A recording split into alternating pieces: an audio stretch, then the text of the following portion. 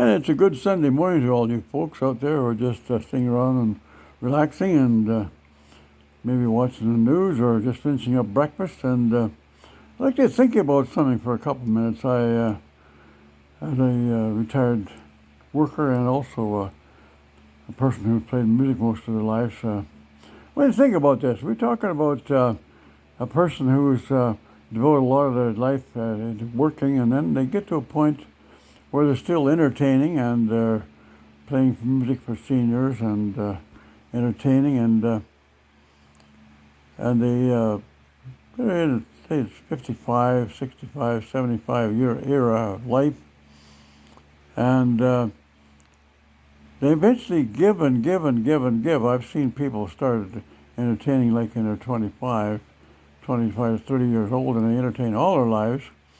And then they get to the point where they're 65, 70 years old and they get Alzheimer's.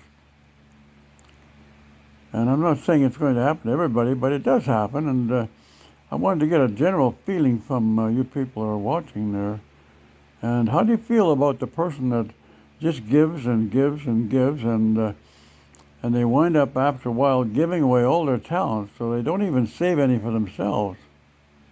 They played music and sang and entertained all their years, but they got to the point where they gave it all away. So they wound up as a shell. They wound up as just an empty body, and all their talent has been given away over the years, and they're sitting around. They can't even think properly anymore, and their mind is totally blank.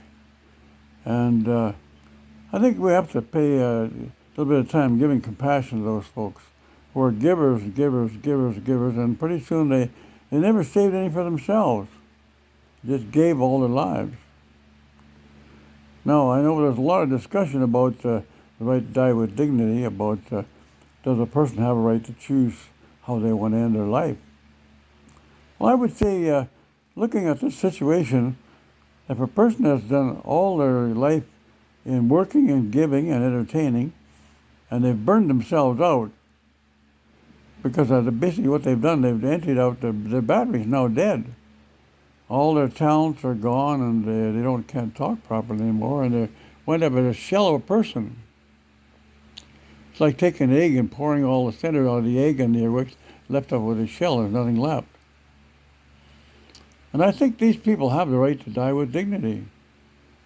I mean to say that they have the right to, with the right to die with dignity. Now you fill out the right to die with dignity forms and have them signed by 2 doctors, and they're approved, and that allows you to say to your family, look, if I ever get in a situation where I'm sitting around and I'm just a shell of a person, my body's just a shell. It's like an empty egg. The center is all gone. I've given all my stuff away, and there's nothing left but a shell. And do we expect those people to sit there for 4 or 5 or 10 years and sit there as an empty egg where they've given away all the good stuff, all the useful and the tangible value out of the middle, to sit there on a chair or lay in bed for 4 or 5 or 10 years staring at the roof, not knowing their own name, and not being able to talk to their families and stuff like that. And I think the right to die with dignity system we have going in Canada now is a great thing. Now, I know there's a lot of discussion about people who are in the religious field, and they're thinking, no, we don't have that right. If God put us on earth, he has the right to take us off. Only him. But I think we have to have some compassion. Think about the poor bugger, or a lady, or a man, who've spent all their life working really hard, and they've given a lot back to the community. They've devoted their life to entertaining, and they've helped people, but they get to the point where they ran out. The battery's gone dead, and they're left with just a very shell. I don't think as society we should expect them to continue on like that. Let them go. Let them decide ahead of time, regardless of what the Bible says. It's a personal choice. What kind of a life is it sitting in a chair or laying in a bed for 4 or 5 years, staring at the roof? You don't know your own name. You can't have a decent communication. You can't talk with people. You've given away all your goodies. You can't talk. You can't communicate. You can't understand what people are trying to tell you, and you can't share anymore. You've given it all away. You've donated your life to society, and you're left with just a bare shell.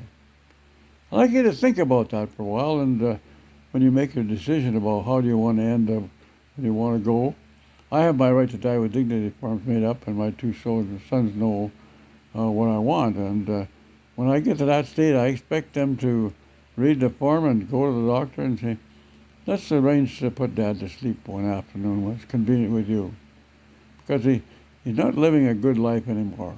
So give that a little bit of thought and throw some comments on the bottom of the film, and let's talk it up a little bit and have yourself a great day. We're not going to use it for a while yet, though.